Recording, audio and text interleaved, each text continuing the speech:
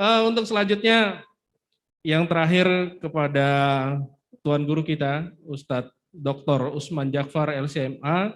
Jadi kan tadi kita udah mendengar Ustadz pandangan dari Pak Sohibul Ansor, dari Bang John Riz terkait dengan PKS, wajah barunya seperti apa, terus juga ada pesan-pesan terkait tadi dari masing-masing pembicara. Mungkin Ustadz Usman bisa melengkapi, bisa menjelaskan juga gimana sih sebetulnya nih maksudnya dari logo baru, terus juga ada anak-anak muda yang sekarang duduk di pengurusan gitu, maksudnya apa gitu kan. Nah, barangkali Ustadz Usman sangat tepat untuk menyampaikan hal ini. Silakan, tafadhol masykuran. Assalamualaikum warahmatullahi wabarakatuh. Pak Wasis, moderator kita pada siang hari ini, kemudian Pak Sohibul Ansor dan Bang John Riz yang dimuliakan oleh Allah Subhanahu wa taala, juga para peserta yang hadir di seminar kita. Saya mulai dari judul Wajah Baru PKS. Seberapa efektifkah? Ya. Ini wajah baru ini sesungguhnya adalah ini maksudnya logo ya. Logo baru PKS. Saya mulai dari sinilah dulu. Jadi cerita logo baru PKS ini sesungguhnya sudah hampir 4 tahun yang lalu. Ini sudah jadi isu di internal PKS agar dirubah. Dirubah kenapa? Karena banyak permintaan dari masyarakat. Karena masyarakat menganggap logo lama itu, kotak hitam itu adalah Ka'bah. Jadi banyak atribut-atribut kita ketika kampanye, kemudian para ibu-ibu juga pakai baju kaos, di bawahnya ada logo PKS. Kadang atribut itu jatuh, kemudian ibu duduk, orang menganggapnya itu mendudukkan apa? Ka'bah. Sudah, itu permintaan dari masyarakat dan direspon oleh struktur PKS di Jakarta.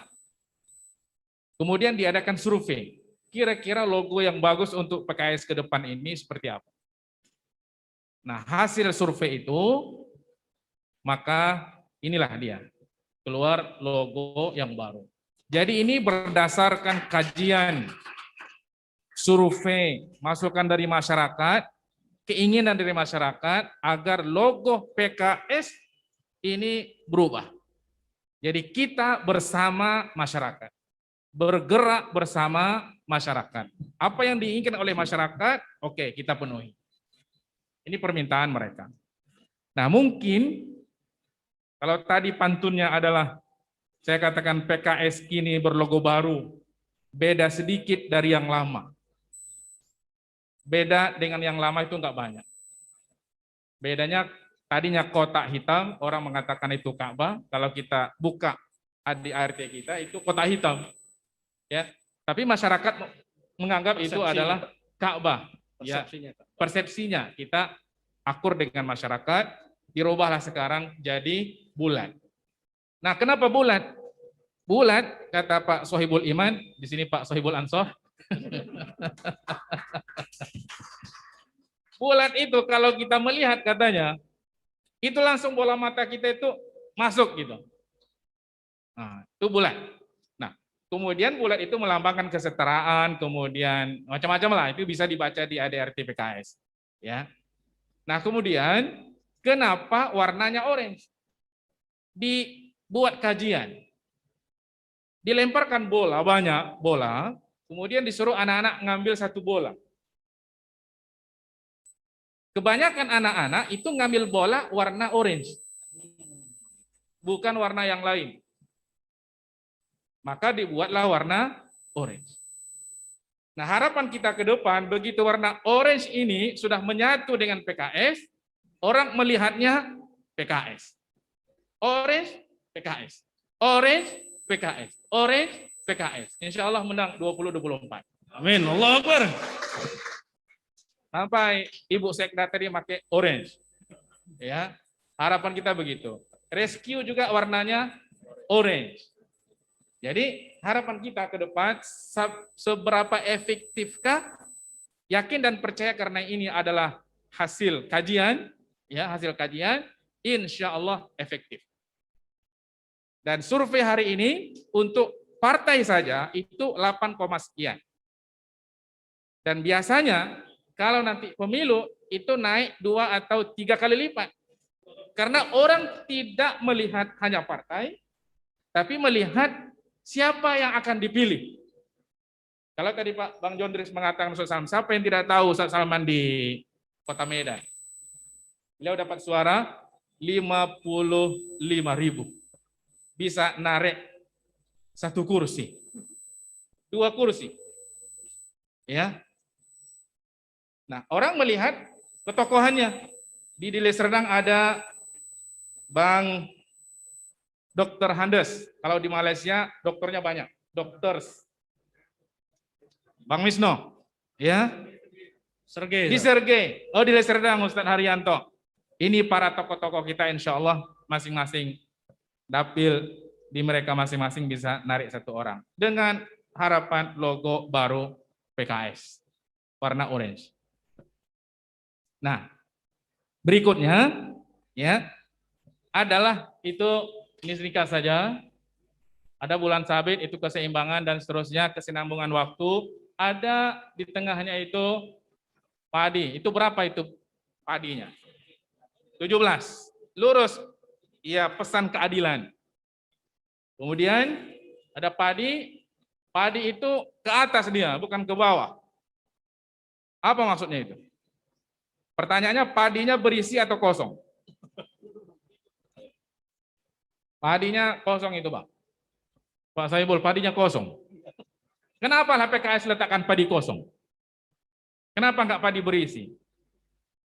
Visi PKS menjadi partai Islam rahmatan lil alamin, terdepan, terkokoh dalam melayani rakyat. Jadi karena melayani, padinya sudah dikasih. Allahu Akbar. Ini kalau kita tengok kantong-kantong anggota legislatif, ada isinya apa enggak? Kalau masih ada keluarin. Kalau masih ada keluarin. Itu pesan dari logo kita. Kosong. Nah, pesan di PKS, jangan perkaya diri. Itu pesan. Jangan memperkaya diri, kosongkan seperti logo itu padi itu. Makanya dari Pensot, untunglah yang ikut menyanyi tadi di sini. Masing-masing dapat orang tuh berapa, Teh? Saweran ya, Ustaz ya. Saweran, Pak. Ada yang dapat 500, ada yang dapat 100, Bang. Lumayan juga, sampai MC pun dapat juga. Kalau begini katanya, setiap hari lah rakyat PKS ini. Nah, itu pesannya. Ya. Jadi pesan-pesan ini tadi packaging, itu cantik itu, ya, packaging, istilah dari Pak Saiful Ansar. Packaging ini penting juga untuk kita sampaikan ke masyarakat, package-nya. Ya. Kalau bahasa kerennya pencitraan. Cuma pencitraan kita itu beda dengan packaging kita. Itu ada pesannya. Ya. Nah, karena itu PKS bukan datang dengan packaging yang cantik yang bisa dilihat oleh masyarakat, tapi juga datang dengan gagasan. Makanya para ustadz kita di DPP, Pak Sohib, hampir disebut Sohib Iman bola, Pak Sohibul Ansar dan Bang Jondris, itu mengharamkan black campaign. Gitu. Mengharamkan black campaign. Yang boleh 2, positif campaign dengan politik gagasan, dan yang kedua adalah negatif campaign. Boleh negatif campaign. Kita ceritakan kekurangan yang ada sekarang ini agar masyarakat tahu tidak membeli karung dalam kucing. Tidak memberi kucing dalam karung, kira-kira begitu. Harus jelas. Tapi black campaign diharamkan. Bahkan di dalam Dewan Syariah kita kebetulan ada di sini Dewan Syariah kita, Pak Saiful Ansar dan Bang Jondros, ada Ustadz Dr. Haji Haryanto LCMA, panjang kali, banyak kali gelarnya. Alumni Mesir, Sudan, anggota legislatif provinsi. Beliau ketua Dewan Syariah. Kalau ada Alek yang menyimpang, langsung prit katanya. Kita pun kalau menyimpang, prit katanya. Jadi Dewan Syariah ini selalu kita katakan tempat kering. Selalu baca ayat, selalu baca hadis. Kalau di Alek ini tempat basah. Tempat banjir. Kalau nggak bisa bermain di tempat banjir dengan bagus, bisa tenggelam. yang menyelamatkannya adalah Dewan Syariah.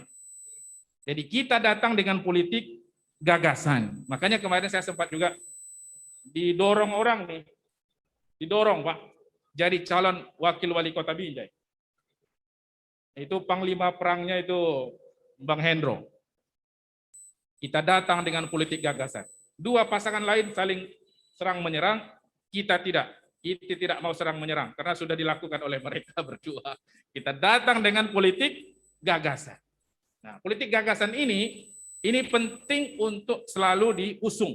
Karena itu kemarin dalam Pileg 2019 kemarin, PKS datang dengan politik gagasan, SIM gratis, STNK gratis, undang-undang perlindungan ulama, kemudian pajak yang berpendapatan 8 juta itu tidak dipungut. Sebab negeri kita ini Pak, negeri banyak kali pajak. Jadi memang kita harus datang dengan politik gagasan. Dan alhamdulillah hari ini Perpu, peraturan presiden ya, Perpres ya, itu STNK gratis. SIM ya, SIM gratis. Jadi perpanjangan SIM itu gratis. Diperjuangkan. Awalnya oleh PKS, kemudian diambil oleh pemerintah. Nah, ini politik gagasan yang terus harus diperjuangkan. Kalau politik pencitraan bisa, tapi tidak akan lama. Bagaimana mungkin durian busuk disimpan, pasti orang akan tahu juga. Jadi inilah ya, kita datang dengan politik gagasan, dan yang tadi menarik, gabungan kaum tua dengan kaum muda, luar biasa Bang Jondurus ya. Ini tadi sudah disebutkan, kita ini di PKS menggabungkan antara semangat para pemudanya semangat, tapi nggak punya pengalaman. Nah, maka kita gabungkan dengan hikmatus syuyukh, kebijaksanaan para orang tua. Jadi ada di PKS. Kalau ditengok orang tuanya ada, kalau tengok anak mudanya lebih banyak. Dan PKS sekarang di kepemudaannya ada Garuda Keadilan, ada Gema Keadilan, ada PKS Muda. Semuanya anak-anak muda. Kedepannya anak-anak muda ini akan kita calegkan. Para anak muda. Kita sekolahkan dulu. Saya bilang didorong-dorong orang tuh, Ustadz majulah jadi gubernur, katanya gitu. Saya didorong orang tuh jadi gubernur, maju jadi gubernur. Saya bilang, Pak Saiful Ansor, orang yang ditunjuk jadi calon gubernur itu harus sekolah dulu. Sekolahnya di mana? Di dewan. Dia ngerti macam mana buat anggaran, ya kan? Kalau saya didorong jadi calon gubernur, nggak ngerti saya. Nah, didorong orang tuh nanti masuk parit saya. Nauzubillah min dzalik. Insya Allah ini kita punya banyak calon ini Pak, calon gubernur ini luar biasa. Begitu semua alek provinsi itu punya peluang yang sama untuk menjadi gubernur Sumatera Utara. Makanya di PKS itu Pak ada di anggaran dasarnya. Anggaran dasarnya adalah menyelenggarakan kaderisasi kepemimpinan bangsa dan negara. Kita tidak ingin sebetulnya ada calon independen. Kita pengen calon itu dari partai. Kita ingin perbuat kaderisasi dari partai. Karena negeri ini menganut paham demokrasi. Dan insya Allah di PKS itu ada bakat-bakat calon pemimpin hari ini dan masa depan. Allahu Akbar. Assalamualaikum. Terima kasih. Cukup menarik diskusi kita pada siang hari ini, apa yang disampaikan dari Dr. Usman Jakfar LCMA. Ini juga satu hal yang fondasinya saya juga baru tahu, rupanya padi itu memang kosong karena memang udah terkuras semuanya. Luar biasa itu. Baru tahu saya, demi Allah baru tahu.